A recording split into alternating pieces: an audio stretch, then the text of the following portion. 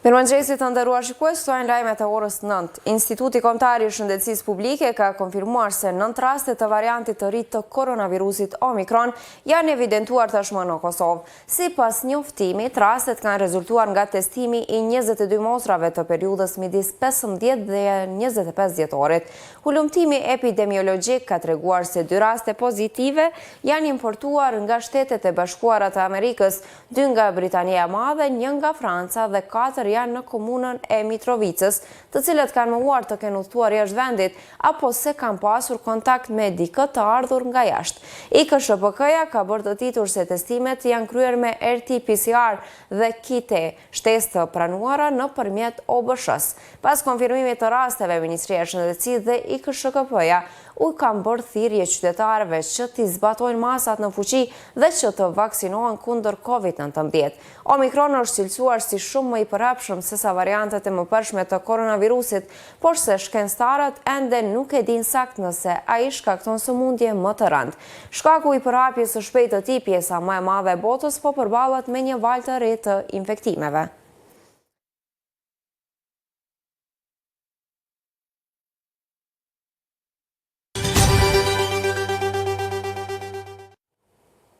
Protestë kundër reduktimeve të vazhdueshme të energjisë elektrike është paralajmëruar që të mbahet sot. Protesta do të nisë nga objekti i Kecit dhe do të vazhdojë para ndërtesës së qeverisë së Kosovës. Organizatorët e protestës kërkojnë nga Keci rrym 24 orë në ditë, 7 ditë në javë, shkarkimin e ministrës së ekonomisë Artane Rizvanolli, si dhe nacionalizmin e Kecit. Ata u kanë bërë thirrje qytetarëve që të bashkohen në protestën kundër, siç kanë thënë, manipulimeve dhe papërgjegjësisë së vazhdueshme të Kecit ndaj qytetarëve. Qytetarët e Kosovës tash sa ditë përballen me reduktime të rrymës. Keci ka njoftuar se reduktimet do të zgjasin rreth 2 orë në ditë si pasojë mbi ngarkesës në sistemin elektroenergjetik. Ministria e Ekonomisë ka bërë të ditur se është duke hartuar strategjinë e energjisë për vitet 2022-2031 për analizimin e të gjithë skenarëve potencial dhe të përballueshëm financiarisht për të arritur stabilitetin e furnizimit.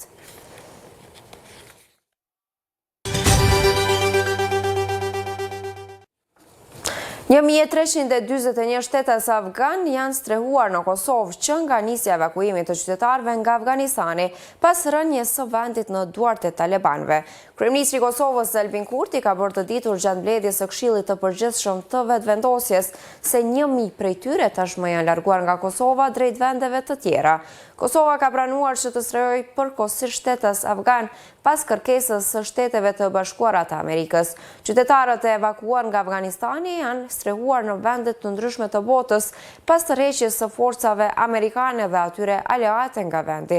Tërheqja i kishte hapur rrugën ardhjes së shpejtë të talibanëve në pushtet, duke krijuar skena kaotike në aeroportin e Kabulit. Tërheqja e miratuar nga presidenti amerikan Joe Biden u dha fund 20 vjetëve të angazhimit ndërkombëtar në Afganistan.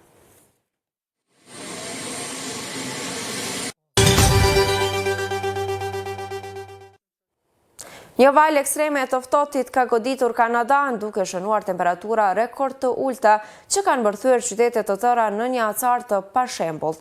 Alarmi për të ftohtin ekstrem është lëshuar në një numër lokacione, përfshirë qytetin e Saskuntit. Qendra meteorologjike në Kanada ka paralajmëruar se acari do zgjas disa ditë si pasojë e presionit të ajrit të ftohtë në disa pjesë të perëndimit të vendit. Agjencia Qeveritare e Meteorologjisë ka raportuar se temperatura më e ulët në gjithë vendin është shënuar të dielën në -50 gradë Celsius. Kjo agjenci ka raportuar se alarmet për të ftohtin ekstrem lëshohen kur temperaturat e ulta apo erërat e ftohta krijojnë rrezik të theksueshëm për shëndetin, si ngrica dhe hipotermi.